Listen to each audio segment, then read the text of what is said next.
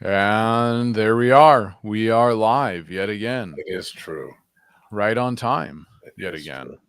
We're like we're setting too many precedents at this point. Yeah, I mean, So it probably mess people up when you do that kind of yeah, precedent. well, and we kind of walked the middle ground because we didn't pre-schedule it, so no one had the notification that we were going live. It's true. So you know maybe that makes up for the fact that we went live on time. So well, here we are. So everybody, as you're tuning in, welcome to Tuesday Night Dreaming, a show where we interpret your dreams. We do our best to interpret them live, sometimes even having people come and join the show live, We do. and where we interpret your dreams and answer your questions about the mysteries that happen to us and occur during the night season, and the strange things that can happen to us. Whether that's visions, visitations, strange events, odd encounters, those types of things. We try and give you some language and some insight to grasp what's happening in each and every night. And so we really believe that the your natural presuppositions are suspended. I don't just believe this. I think physiologically this is the case. Your natural presuppositions are suspended while you're sleeping, and you have this open time where messages from the divine engage and encounter who Yeah. you are to draw you into who you are not, Yeah. to say it in a very fun way. So essentially saying that God gives us dreams, and our hope is to help you interpret them, and not just help you interpret them, but help you understand and come along on the journey, so that you wouldn't just have to tune in to the Tuesday Night Dreaming show, but we're always happy to help have um, our regular listeners and all of our guests, um, but that you too would understand what is happening to you in your dream life. So that's what we do. And we're here yet again for another Tuesday to do that. So here's the deal: post your dreams in the comments. At some point, I will post a link to the studio, and in the studio, you can join in and share your dream live. And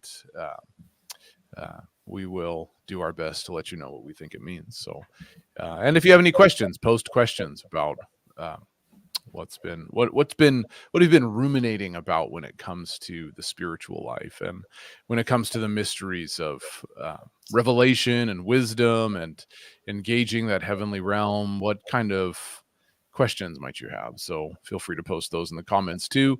And yeah, we go live every week, and here we are. So welcome to Yes. Tuesday Night Dreaming. Yes. So what's new with you, Pops? Well, I registered one of my vehicles in Florida today. Oh, so you're That's officially quite a. becoming I am Floridonian. completely. All my vehicles are now Floridian. So you're completely Floridian or Floridonian? I don't know.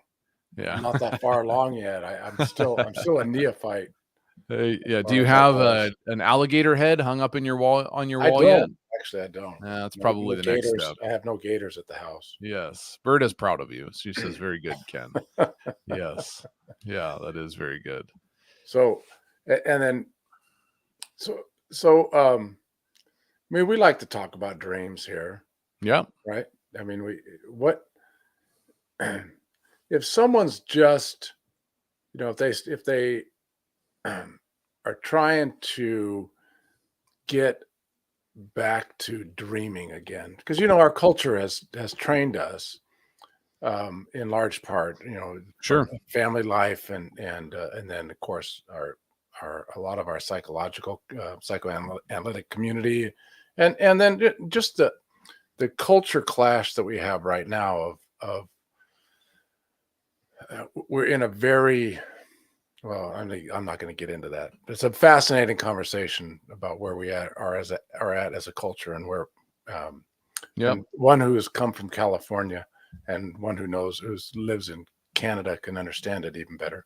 But let's say somebody is trying to reawaken that place of dreaming, Sure. where That's a good they know question. that they used to dream, and then they went through a season where they haven't been dreaming for quite some time, and now and now they're kind of getting a little bit here and there, and they'd like to really um, get a better handle on their dreams. What kinds of things can they do?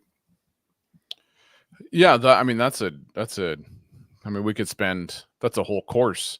Sure. That's a course that we teach. The Yes, it dreams is. you dream. But Yeah. I mean, a couple of ideas Yeah. that you can glean out of that course. Yeah, for sure. For sure. Yeah. Well, I mean, one half the battle, to use the GI Joe phrase, half the battle is won in just um being awake to the influence of your culture and the influence of the time that you live in.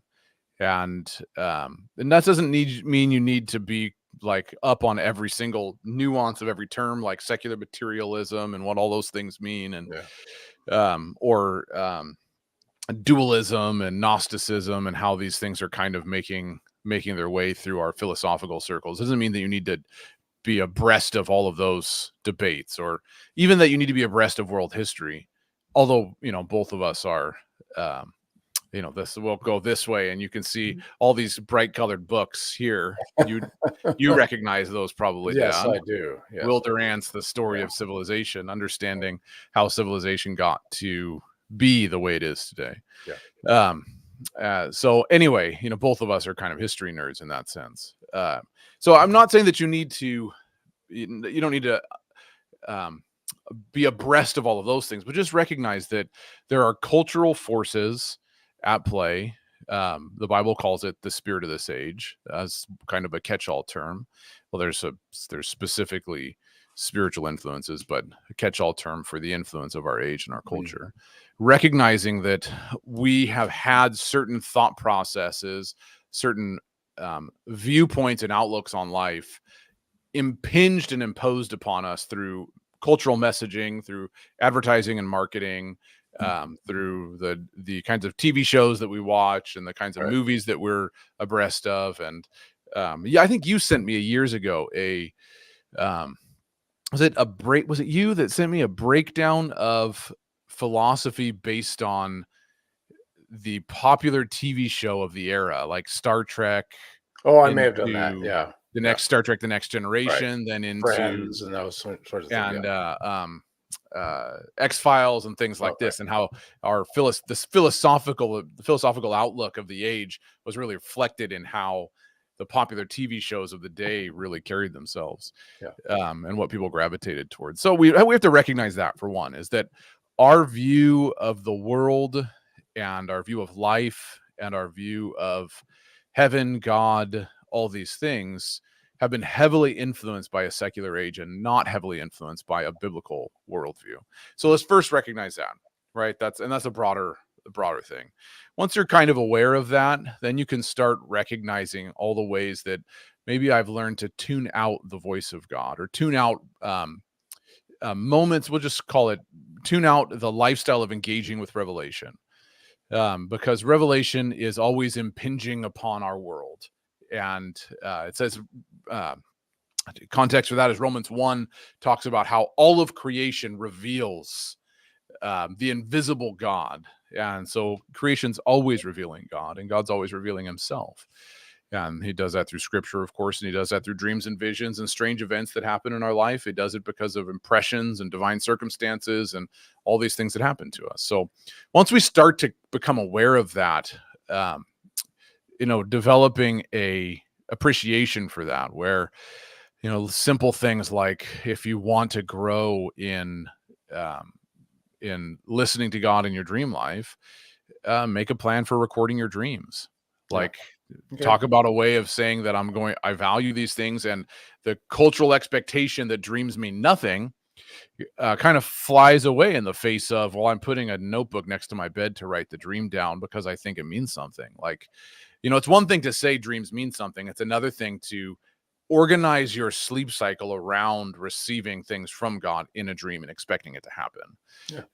And because we live people in that nature, do that tend to get more dreams. Yeah, well, not get more dreams. Let me say, they tend to remember their dreams. They Yeah, start yeah, for remembering sure. their dreams better and better. Yes. We are, and this is part of an indictment on the modern culture we live in, is where we can um, separate our thought process and our belief about something and our actual daily practice, and those things never have to collide in the way that we philosophically approach life. Yeah. So we can say, on one hand, I was saying this in jest to a friend today, that on one hand I can say I am made holy by the imputation of righteousness from Christ, right? Yeah.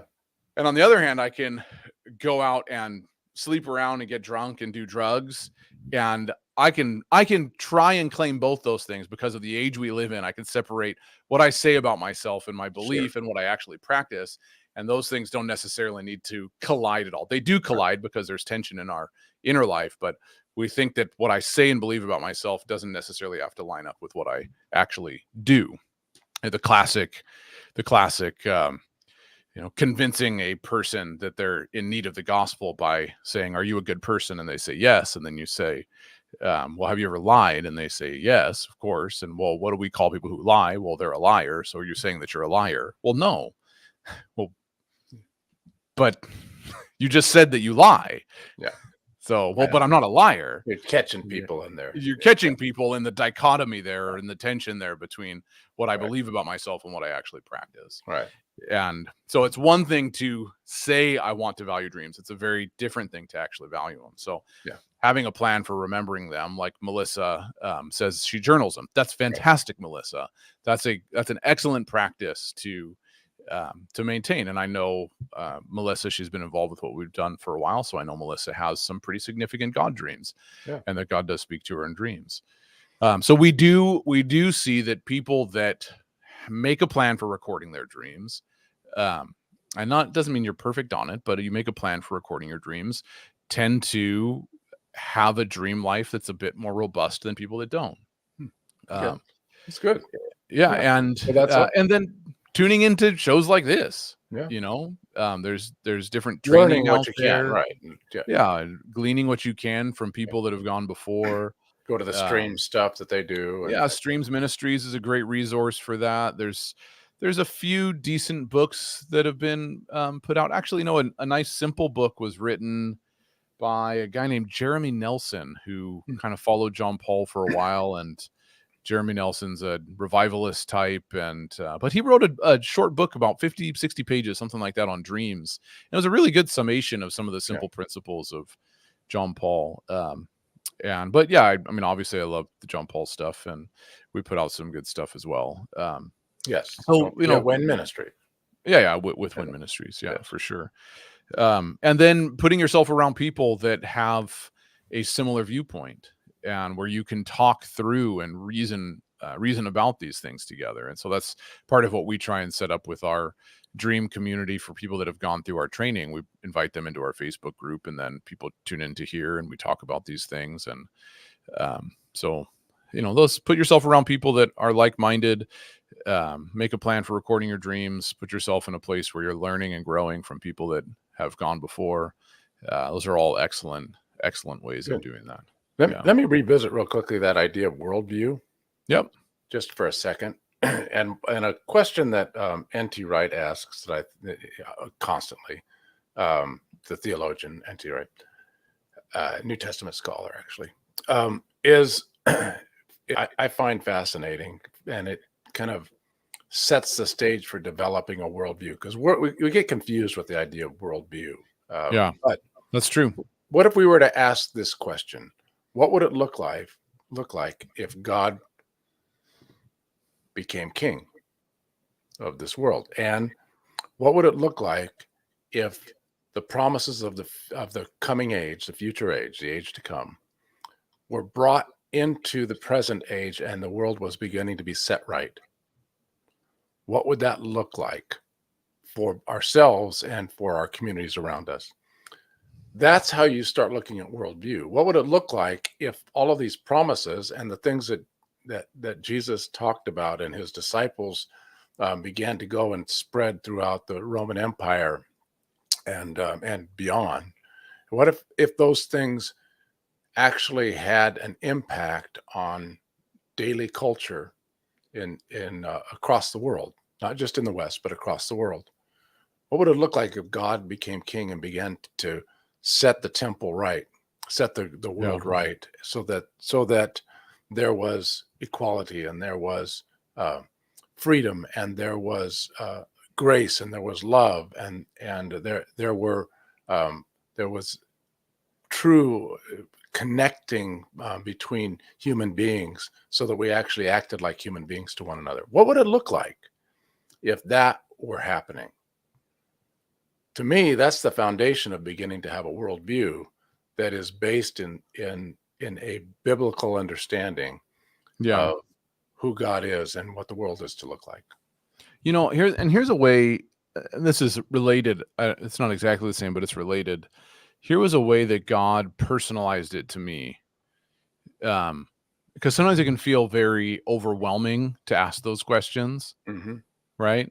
And they're all great questions to ask, and we really should wrestle I with love those those questions. Yeah, they're great questions to ask. We should wrestle with them. I remember one time in prayer, the Lord asked me, Josh, it was something like this, Josh, if I had been your father from birth, how would you be different today? This isn't trying to throw my natural father under the bus because He does it anyway. I do it anyway. You guys all know that I do. I enjoy doing that. Mm-hmm. If I had been your father from birth, how would you be different today? And ostensibly the idea being if the most perfect, kind, loving, caring, tender father had been my father from birth, Mm-hmm. All these kind of things. And so I'm just kind of going through like, man, I can think of the being the oldest son and having, well, we've had this conversation lots of times, having the responsibility for mowing the lawn when my brother didn't have to, and because he had allergies and so he could get out of it and I couldn't. And so anyway, my dad knows this conversation very well. But my point is oh, well, now, I grew up with that. Later in life, I feel like I walk with pressure to perform. Well, I probably wouldn't have that pressure to perform then. This kind of stuff is going through my mind as I'm dialoguing and kind of thinking through this question the Lord has posed to me, right? What would you be like if I had been your father from birth? And it starts to dawn on me that the way I'm answering this is I'm describing the person he's created me to become. Yeah. I'm describing who I can tell I should be. There's just this deep sense within me that somehow I'm not this person, but somehow I also want to become this person.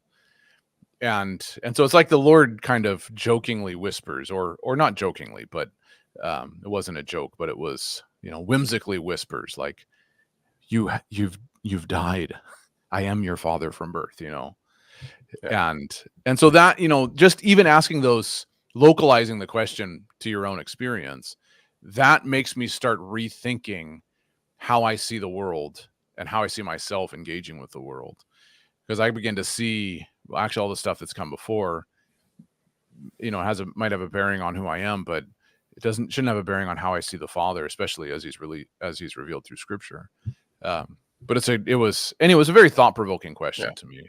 Well, and we say those things in a dream show to say that our dreams actually help us perceive a variety of areas in our lives. Yeah. We interact with the divine in the night seasons, and I think that those are really critical things to do. Yeah. So anyway, we could talk about this for a while, but how about if we jump to Elizabeth's question? Are you ready? Yeah, I saw her question. Okay, let's jump to Elizabeth's question. Great question.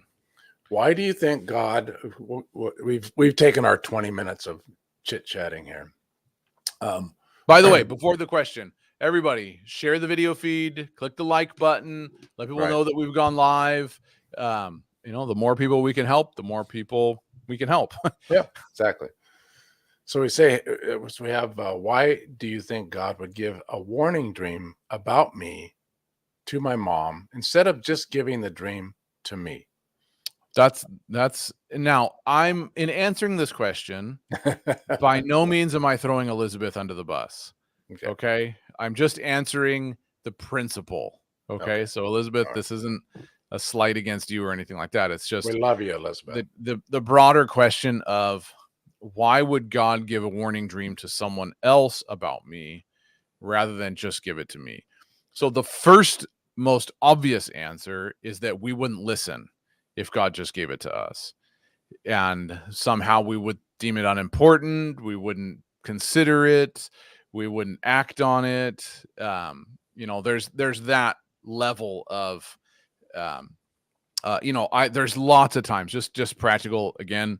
Lots of times I've warned my kids not to do something, and they go ahead and do it anyway, and then they get hurt, and then they learn that they just won't listen. And so then they have the experience, and that's not all the time that we're willing to listen to a warning from our, quote unquote, from our Father. Yeah. See, I was pretty good listening to all the warnings you gave me when I was growing up, right, Dad? You're just going to refuse to respond to that question. I'm going to take the Fifth Amendment. You're going to plead the Fifth. Yes, exactly. Yeah. So yeah, there's that issue. There is, on some level, we all wrestle with hard-heartedness. One of the how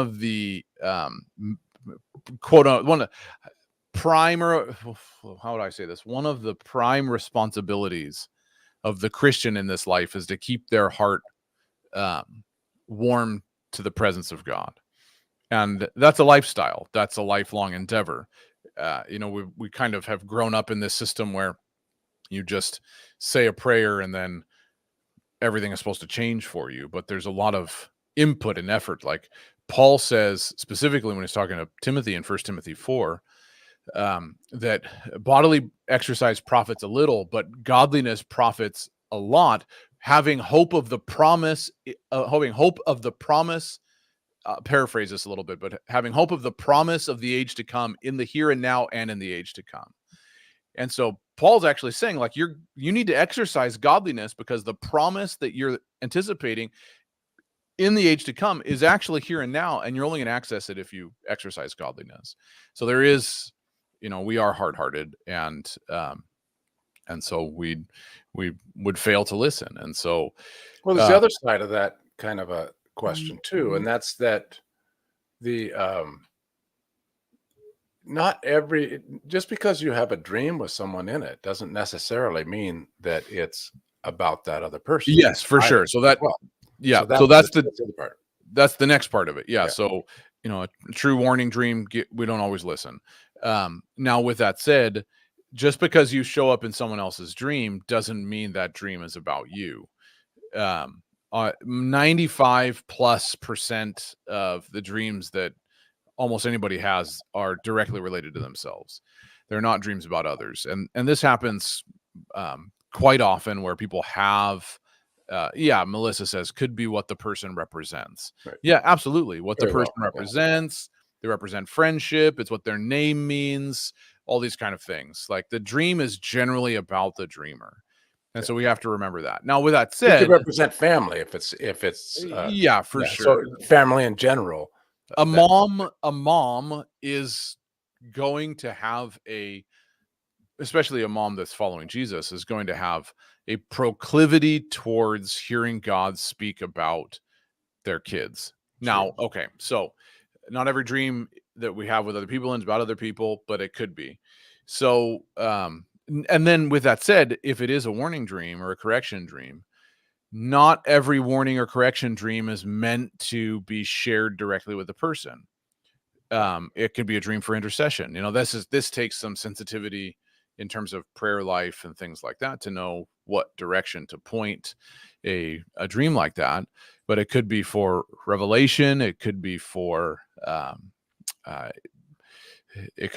intercession. It could be for preparation, so that when things go sideways, I'm thinking of a dream we interpret. I think it might have been Michelle's. Maybe it was Michelle Lee's dream. It was someone had a dream where their daughter left their wallet in a hole. I remember that dream we had like 6 months ago or something like that. And it was like, oh yeah, it was like, you're going to know where, that's right, where your kid identity and all that I can't remember whose it was, wasn't Michelle. She said, you're going to remember where your daughter left her identity, and you're going to be able to help her find it. That was something like that. So, this kind of dream is an intercession dream. It's a revelation dream. It's insight into the journey of the child, but it's not necessarily for the parent to say, hey, I had this dream, you need to stop it. So, there's that. Then also on top of that is, if the parent has a tendency to over worry, or a tendency towards anxiety, and to be anxious about the things that are happening in their kids' lives, it's not a far stretch to think that they would, in their anxiety, cause themselves to dream the dream of something bad happening, Right. or the thing that they're anxious about happening. So, if that happens, that oftentimes those dreams are laced with anxiety. There's not a redemptive element to it. The Holy Spirit's not speaking through it. It leaves you feeling fear rather than hope. There's no element that helps you go, this is the assignment. Like the dream with the hole and the wallet being thrown into it, where where it is. There was a redemptive element to it. So sometimes these dreams are just parents who worry and struggle with anxiety over their kids, and have an active imagination, cause themselves to dream these things. The Jeremiah calls them the dreams that you caused to be dreamed. I think in that category, you have this similar thing that Michelle's asking. Why would God give me a warning dream about my great niece instead of giving it to my sister, who's the grandma? Again, prayer, concern, that sort of a thing. Yeah, for sure. Yes.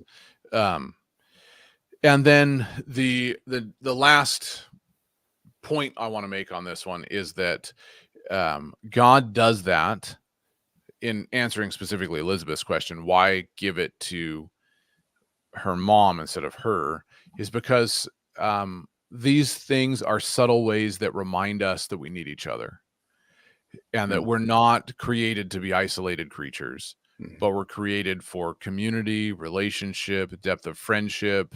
We're created for connection, and we need each other. And so I need God to speak to my dad, to my wife, to my friends, and people that are in my life, to keep me on the straight and narrow path. So we need each other, and that's why God uses other people to correct us. There's oftentimes, if you think about it this way, there is a grace and mercy factor in this. Because if God goes to my dad and says, hey, Josh is doing this stuff, you need to talk to him, and my dad comes to me and says, Josh, you need to stop doing this stuff, and I reject my dad's correction, I'm not rejecting the Lord's correction, I'm rejecting my dad's correction. So I might be in rebellion, but I'm not so much rebelling directly against the Lord of the universe. I'm rebelling against my own dad. And I think it'd be a little bit bigger of a deal if I'm rebelling against the king of the land rather than my own father. And so God kind of slowly and subtly brings me along, and he brings people around me to wear down my resistance, so that I see the moment of correction. I can embrace the moment of correction. And all the while, it's not that I'm rejecting him, because if the God of the universe stood in front of me and said, Josh, stop doing these things, and I said, screw you, for lack of a better term, I'm in dire straits at this point. But if it's my dad who stands in front of me, I say, no, I'm not going to do that. Then, the punishment is less severe, because now I'm dealing with it on an interpersonal level, and my dad and my relationship may suffer, but it's not me rejecting the God of the universe. So there's a grace and mercy element to the correction that God uses when it's metered out through other people. Yeah. And we just hope that we have good, strong communities, faithful people who have a robust relationship with Jesus, who understand tenderness, who understand that a kind answer turns away wrath and not a harsh answer. So we hope that we have wise, mature people to meter out those kind of corrective moments in dreams, right. Yes. And to help us in that sense too. So there is an impetus of maturity on the person bringing correction. And that's why having a good community around you is helpful. Yeah, for sure. So yeah, good. Hey, Yeah, Karen says that's so true. I've had many dreams about my sons that were for me to pray about. Yeah, absolutely, Karen. That's that, and I would expect that. Absolutely, I would expect that. You are given probably from the get-go when they were born, maybe even before they were born, all the way up till today. The Lord still speaks to you about your sons through dreams because He cares about them and He cares about you. we had a dream and a question last week from Annette, and I see that she's on, that falls under the category of strange things as well as dreams. So let's Do jump you have on it that. there, or does I Annette do. need to repost it? Okay. Nope, I've got it. All right. You bring it up, Dad. Does All Annette, do you want to jump into the dream show? right. I am going, but here, I am going to, she said, yeah. Here, I'm going to put, while you're bringing that up, I'm going to post in the comments. You're going to see a link pop up. Annette, we're never going to live that one down, I guess. If you have a short dream that you want to have interpreted, feel free to click on the link that's in the comment section now on YouTube and on Facebook. And it'll bring you to our studio where you can just digital studio. Of course, you don't warp through the air. Enter in your name and click enter studio. You'll come into the green room, and we will welcome you on the show, and we'll talk with you about your dream as well. So that's another way to share your dream with us, and we'll see you pop up in here, so you can just click on there. And I love Karen. So yeah, you can just click and join in, and we'll get you on the show too. So if you're going to jump in the show, make sure you have a mic that's working. Make sure you have a good internet connection. No one else is streaming on there, and it can be beneficial to be on a computer rather than a phone. The computer tends to work better, but phones aren't. Phones will still work as well, but yeah. Anyway. So, absent Annette jumping in here, we'll just go to her dream and give her a minute if she wants to. So last night, this was more than last night. So she posted this last week, so a little over a week ago. I dreamed I knew I went to a new grocery store that isn't in my area, and I was excited. And then I was going to Tesco, a UK grocery store. We know that. And I was filled with joy and excitement. And as a side note, she found a UK pound in her jewelry box that literally was never there. Are they related? Okay, so she's got this. Let's do this here. Yeah, bring that one down, because we've got essentially we have two scenes, right? Yes, two events, yeah. Yeah, which are obviously very similar. Went to a new grocery store and was excited. Went to a Tesco and I was filled with joy and excitement. So both times she's going shopping, she's excited and yeah. So the question is, couple questions, Annette. The grocery store that isn't in your, did you know the name of it? So did the grocery store, and I get that, finding the corn really happened. So did you know the name of the new grocery store, or just you knew it was a new grocery store? And did you know what we were shopping for? You wrote, now this is probably not a big deal, but you wrote when you were going to Tesco that you were filled with joy and excitement. When you went to the new grocery store, you were just excited. So was it even more exciting to go to the Tesco, or was it just the same kind of feeling going to both? And doesn't remember the grocery store name. Were you going to get anything in particular, or was it just groceries? And then the UK grocery, did you know that you were in another country, or okay, you were going to go to England. Okay, so it was exciting to go to the new grocery store, but very exciting to go to England. Okay. Yeah. So it had an element of travel with it. Yeah, for sure. Adventure, so that's why it's very exciting, because oh my goodness, I'm going to go to England, right? And then and I see where the question is going. So now Annette finds a UK pound in her jewelry box that was never there before. So the real question is Annette going to be going to England? That's, I think, the backdrop really of her this question. thing. Yeah, Are you, she are you wants to in know for a vacation? Yes, that's what this is. You've won. Ding, ding, ding, ding, ding. You win a vacation to the UK. No. I'm ready.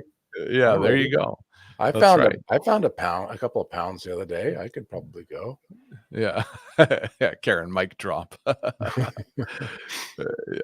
Yeah, Annette knew she was going to grow. Yeah, as the grocery store knew spiritual fruit, it's even more than just spiritual fruit. It's a whole new paradigm, a whole new way of eating, and a whole new way of receiving. Because you're going to a place that's not in your area, and now not only that, but you're going to a place that's not even within your nation. Yeah. It's like you're going places that are foreign to you, and you're receiving new things, because that's where you would go to. You would go to get new sustenance, experience new flavors and new cuisines, and Well, all that it's an kind of stuff. English grocery store, so I don't know about new flavors and cuisines. Well, we'll just say different. Pretty, Yeah, yes. Yes. different. Yeah. Yeah, so you've been on a journey where you're engaging with a lot of new things. This is where you're not in your area and you're going to a grocery store outside of your area, but you're about to go into some wild adventures Yeah. where you're going in crazy new places, right? And you've got two different things. It's going to England and it's in the UK. So Yeah. you've got the United Kingdom, right? There's a wordplay there, and England, which is also transliterated as Angle Land, right? That's Yeah. so there's a wordplay there, Angel Land. So you got the United Kingdom and Angel Land, or Angle Land, as an Anglo-Saxon. Right. And so you've been on a journey of embracing new things, but you're about to go into a heavenly place and embracing new things. And I think I would look at the UK pound in your jewelry box as confirmation that this is going to be very valuable, because it's in a jewelry box, that the stuff you're pressing into is going to be very valuable. And it's Good. going to bring joy and excitement. There you go, Karen. We're pretty Karen much at the got it. same time in the jewelry box, because it will prove to be precious and of value. Absolutely, Karen. Great insight. Yeah. Anything to add to that, Pops? No, I thought you pretty well took care of that. Yeah, that's a great dream Yeah. and sequence of events, right? Those are the strange things that seemingly random, that I found. I had this dream, and then it's not like you found the pound and then had the dream, because then you can go like, well, maybe you only had the dream because you found the UK pound, blah blah blah, but you have the dream and then Then find the you find pound. the pound. Yeah. Yeah. And so all of a sudden you're going, this is interesting, right? You can't orchestrate those events. I read a book recently called Waking the Tiger. It's about recovery from trauma by a guy named Peter Levine. And it's all about healing, which is a great segue to our course that we have coming up, Yeah. which we'll talk about in a second. But one of the things Peter Levine, as an avowed agnostic, not Christian in the least, he has trouble reconciling the fact that when he's helping people recover from trauma, life circumstances tend to organize themselves consistently in a pattern that help the person face their trauma. And he's going, he can't explain why it happens, but he's seen the dynamic play out over and over and over and over and over again. Yeah. The only way you can look at it is ascribing it to providence, and which is why he's agnostic and not atheist, because he can't help but look at it and go, there's something here. Yeah. That people keep seeing the same circumstances presented in front of them over and over and over again. And you can't orchestrate that yourself. So anyway, that does lead us to our the event that we have coming up next weekend. So there's closing in on time to register at this point. It is. So it's not this coming weekend, but it's the following weekend. And so it's Healing the Wounded Heart.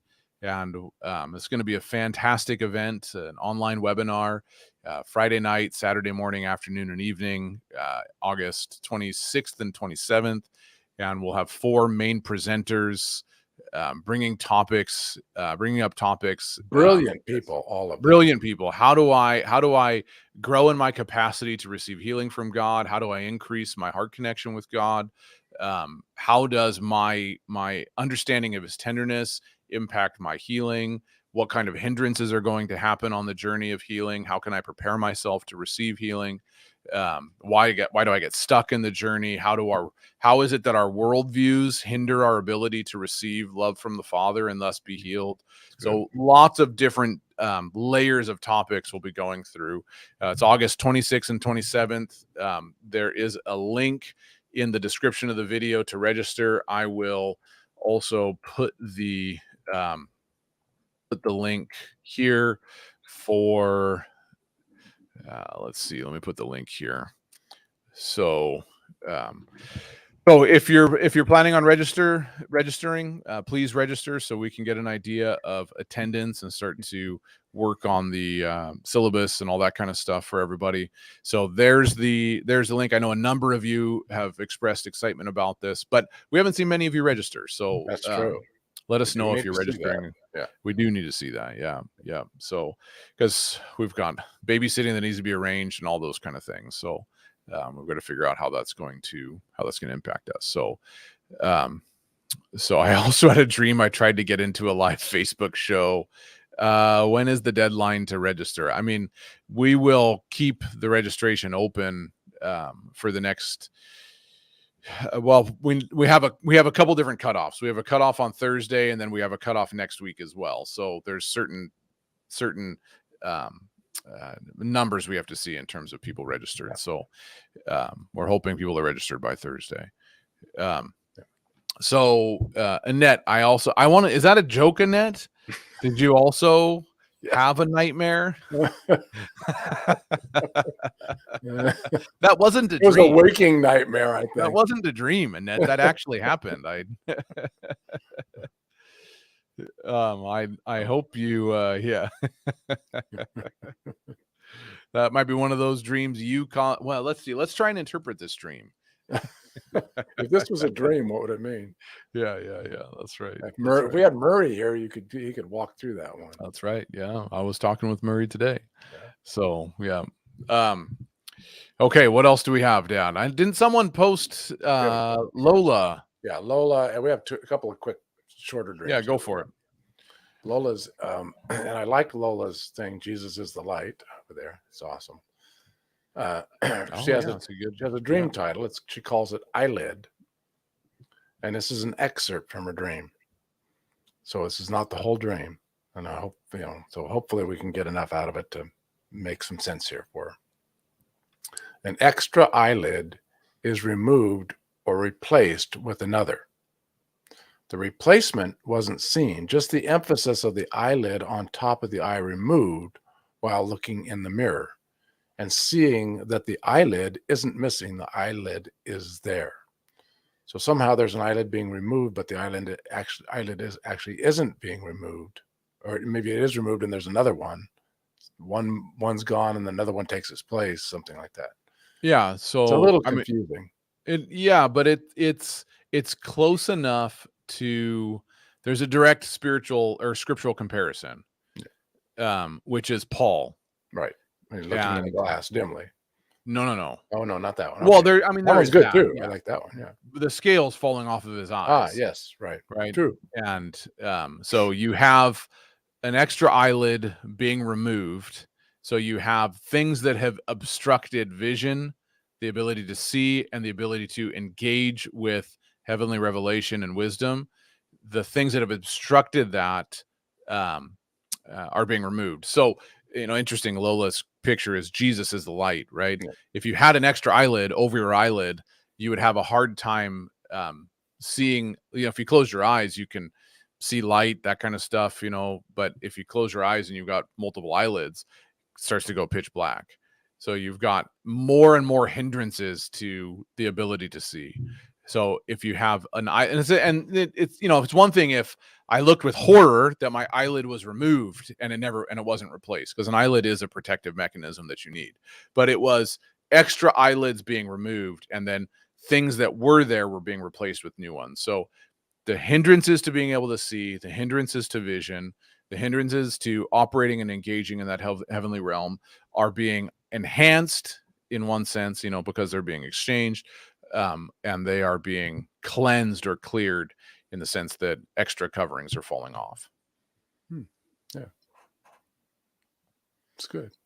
Yeah. So Lola, let us I know like if that that. makes I like sense. that Paul, because of course Paul, the scales are there because he is pursuing what he thinks is true, Yes. only to discover what he thought was true was a pale was a pale reflection of what was actually true. Yeah, that's right. So he couldn't see what he needed to see, and he had and so his scales were a reflection of his inability to see what was right in That's front of right. his face. So then there's this real phenomenal encounter he has that produced scales. So that's the crazy thing. Seeing Jesus produces scales Yeah. for him so that he Yeah. can have them removed so that he can see what he needed to see. Yeah. Yeah, that's right. That's one of my favorite passages in scripture, because Paul is told then to go see Cornelius, I think it is, Yeah. right? Yeah. And he said, "Go to Cornelius. He lives on Straight Street." Yeah. Exactly. That just kills me every time. It's like no other place in all of scripture is an address given, Yeah. except for the one time of Paul, and it just so happens to be Straight Street. It's like could be Yeah. any other place in the city, and Straight Street's an actual street in the city he was sent to. It's still there.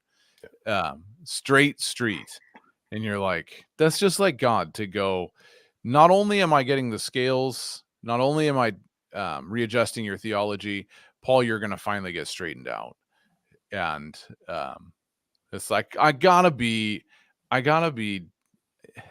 It has to be that Paul saw the irony in that. Yeah. Oh yeah. I go to Cornelius on Straight Street, and when he prays for you on Straight Street, your scales will fall off your eyes when you're finally on Straight Street. Yeah. You're like, okay, God, you're just a little bit too clever there. I want to make sure you get the point, Paul. Yeah. Well, Paul had a pretty important role to play, so Yeah. I think that that dream that Lola had is kind of a comparison to that. Yeah. So seeing things she was unable to see before because scales are falling off. Yeah, there were hindrances. For her, Yeah. So for her, if this dream is about her, then she's coming to a time of seeing things that were not obvious to her before. Yeah, and Paul's scales represented a false way of seeing Right. the world, the culture, God, life, spirituality, all those things, and having them fall off represented actually beginning to see Jesus and God in that sense authentically for who he is. Yeah. And so I think there's a connection there for Lola. Yeah. Yeah. Yeah. Good. Very good. Okay. Well, there we Melissa. go. Melissa dream. Melissa has a dream. She says, I dreamed I Okay. was living back with my mom in a strange house, not her house. Then she came back with groceries and filled the pantry. I said to myself, finally, she did it, then woke up. It was winter. I don't have a relationship with her in life. I was my current age. I knew I was there temporarily. So I would say then I'm assuming that the pantry was empty, and Melissa's saying finally she went and got the things that she needed to have sustenance and food in the house. So I'm assuming that, Melissa. So that's kind of a question. Yeah, there was the pantry empty, and then you were like, "Oh, she finally filled up the pantry. She finally brought the food into the house that we're living in, the strange house we're living in." Did the house feel strange to you, or is it just a house you didn't recognize? So she's in and while you're answering that, you say you don't have a relationship with your mom. Are you estranged from your mother? in that sense that you are separated, or is it just that you guys don't have much to do with each other? And the one is an active, I have to cut this person off. The other is we've just fallen away. We don't have much connection. Yeah. And you knew you were there temporarily, like it's a rental or something, or you just knew we're not going to be here for that much longer. You just had that innate knowing. Is that was like you knew you were going to move, or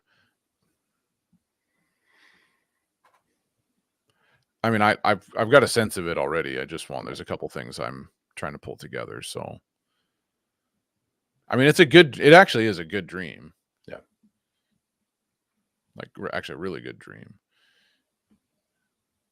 Did you have a sense of when you knew you would move? Was it short, long term, even though it's temporary, weeks, months, days, years?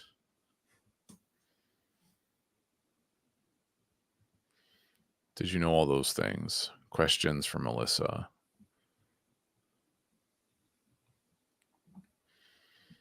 Let's see. I knew it was short. Yeah, not much to do with her. She was in a foster family apartment at 15K. Okay. Yeah, the situation needed to be fixed. Okay. Yeah. So in the dream, your situation needed to be fixed, and your mom came and fixed it. Is that what you're saying? My situation needed to be fixed. Are you talking about in the dream or in the foster family situation? That's the other question. I mean, all of those are questions that might be pertinent, but simply put, in the dream, it's winter, right? The whole setting is it's in winter, and it's in a house that you're not going to reside in for that long. So it's been a cold season. It's not been a warm season.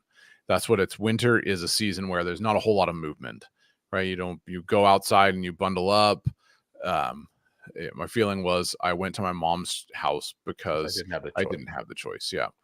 That was just a place you needed to be. So exactly. So something that had, right. Yeah. You've been in a season where things have felt a bit frigid. That's winter. And there hasn't been a whole lot of sustenance around you, but the Lord's letting you know that he's taking care of that. He's bringing sustenance. The pantries are being filled up. There's actually things that are being given to you in this season that will sustain you through this season. Temporary season, it's a difficult thing where there's, like I said, it's a bit frigid. There's not a lot of movement, not a lot of warmth. It's like, man, what's going on? This is not a great season to be in. But God's letting you know that I'm going to bring the sustenance that you need to get you through the season, and it's not going to be that long. Anything to add, Dad, or disagree with? Well, no, I don't disagree with you. And I want to say this gently. And that's because it's possible. Let me just say it this way. I would not be surprised if this was also a season where some of the things that have separated you from your mom begin to be healed. Right. Or looked at, or that you'll begin to see them in ways that you hadn't seen them before. When we have to separate ourselves from situations and relationships, it takes a part of us, and that we have to, in one sense, cut off or separate, or in kind of more different languages, to fragment a little bit. And I have to just put that piece over here for safekeeping for some other point in time. I wouldn't be surprised if this is a point in time where the Lord begins to I don't want to say deal, because that's not a correct way of saying that he lovingly begins to walk you through a place of being able to see your heart in the greatness and the beauty that it really is. There's parts of it that are a little bit cold because they haven't been able to come into the warmth. And this is the season where he begins to wake your heart up in those areas that haven't been awake up to this point in time. And I'm speaking in and outside of the dream with you right there. Yeah. So And I want to add this also.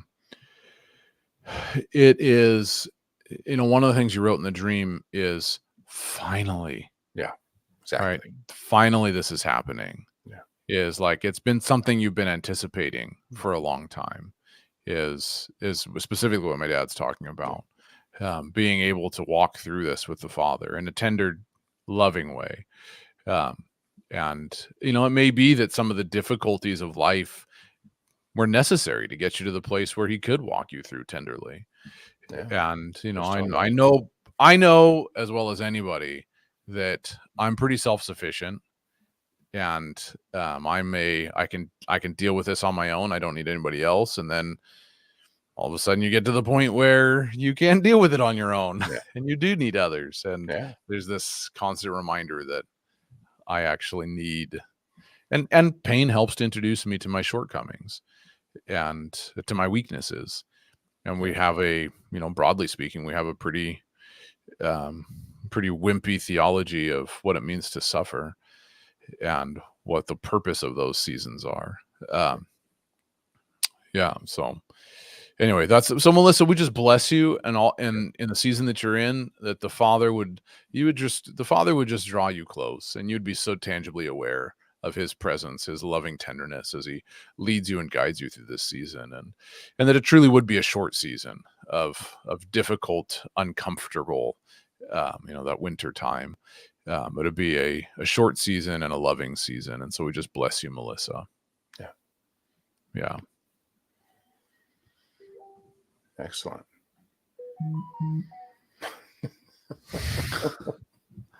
I'm just blowing up. I guess. Yeah. All right. So What else we got? we have a conference coming back up. You want to just run back through that real quick? Oh yeah, the Healing the Wounded Heart. Yes, for people that are just tuning in and people that didn't get the memo the first time I put it up there. I'll put the link right up there again. Here's the link to Healing the Wounded Heart. It will be the next best thing since sliced bread. Will be. Isn't that how you're supposed to advertise events and things like that? Is you tell everybody that the only way you're ever going to find true freedom is to come to my event. Well, it's true. I mean, I'm being completely facetious, people. So I do think that the Healing the Wounded Heart event will be a good event, but there's lots of good healing events. So take a look at it. And again, and as with all these things, if finance is an issue, please reach out to us because we want to work with you. And there's people that have offered to cover things, to sponsor people. We'll work with discounts, that kind of stuff, because we understand people get into difficult financial situations, but we don't want the difficult financial situation to be the thing that hinders your ability to attend something like that, especially if the idea of it grips you and you want to come. Then just reach out to us. We can work with you for sure. Absolutely. So, but yeah, take a look at it. It's gonna be great. Four main presenters. We've got 4 topics. We'll have Q&A, dialogue, teaching, exercises, that kind of stuff. You'll leave the seminar with the idea, with a better grasp on what it would take to move forward and embrace wholeness, healing, sanctification, these types of things, and what it looks like to minister that to others as well. So and all the sessions will be recorded and made available after the fact. So if you can't make any of the sessions, they will be recorded and made available. Cool. It's good. I don't think I saw Melanie Fisk here tonight. I didn't see Melanie. I didn't see her name pop up anyway. It doesn't mean she's not lurking in the background somewhere, but yeah, Melanie, if you're here, let us know. We had a dream she put in, I think last week.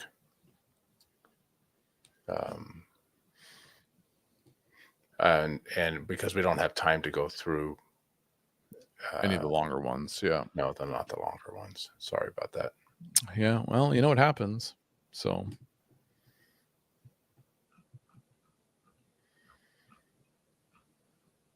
Doesn't sound like Nope. like Melanie's here tonight. But we'll save that one for another day. Okay, well, we've come to the end of our I time, think we've Josh. come to an end. Yeah. Yes. We had some good that's right. conversations here. We had did some, have good some good conversations. dreams. You guys Yeah. always have good dreams. Interesting. Maybe we should have a whole nother show for talking about dealing with our worldview, because we do like talking about that. Yeah, we got some ideas on what to do. We about do have that. some ideas. Yeah, we've got some things that we're working on. So Stay tuned. Yeah. Stay tuned.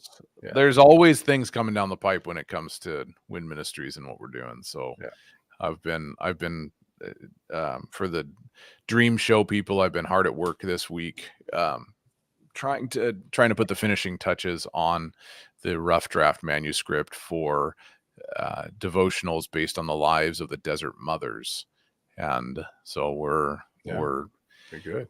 Quite far along in that project, hoping to have that project done and printed, published by the end of the year. So we're working on that. We'll see. So anyway, lots of stuff coming down the pipe. Well, we do appreciate everybody that has jumped in with us tonight, and those who jump on after the fact that just watch through it. We know there's those of you, and we love you too. But may the Lord just bless you this week as you rest and as you sleep. May your dreams increase. Yeah. May you have fresh dreams that speak to where you're going and where you've been, and the beauty. Here's what I want for everyone who we run in contact with: that the Lord reawakens the sense of wonder in your lives through dreams and through waking moments, that you see the wonder of creation all around you in such a way that you fall in love with creation and the Creator at the same time. So Mary asked, can you mention the longer training coming this fall? I can. Mary, I'll put a link to it in the description. We've got this coming up in the fall, the Engaging Revelation mentorship course starting in September. And that is running for 4 months, first and third Wednesdays of the month, where lots of essentially taking people that have a hunger to understand what it means to be moved by the Holy Spirit, what it means to walk in a lifestyle of revelation, beyond just giving and receiving a prophetic word or hearing the voice of God, but what it looks like to live a lifestyle. So anyway, that's going to be coming in the fall. There's lots of information there on the Engaging Revelation course listing.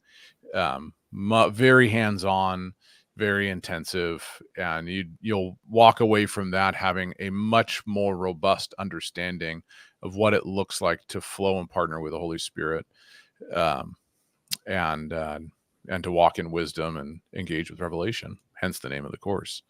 So Mary, there's that information for that. That it would be considered, Elizabeth, there's a Wilkinson that's $490, but there was no $490, but there is a $406. Interesting. This is from Elizabeth's from her dream last week. I remember that. Yes. That was fascinating. So have you gone up to the door and knocked and see who lives there? Just kidding, Elizabeth. And Annette, before we jump off, Annette, it would be an intermediate level course. Yeah, it'd be intermediate. One of the things that we say with it is that it's if you probably should have you've taken some, whether it's local training at a church on prophetic ministry or hearing the voice of God, that kind of stuff. Whether you've taken our training, whether you've taken training from Streams Ministries or some kind of requisite ministry, that you have at least a rudimentary understanding of what it means to hear God, and that you are at least familiar or comfortable with the idea of prophecy and prophesying. And so it would be intermediate to advanced. So people that are in that intermediate stage would, help them get into the advanced stage, and people that are in the advanced stage, it really helped them find some language to communicate some of the topics and principles that they're engaging with. So, interesting. So the plot, the mystery is deepening, Elizabeth. Yes. Yeah.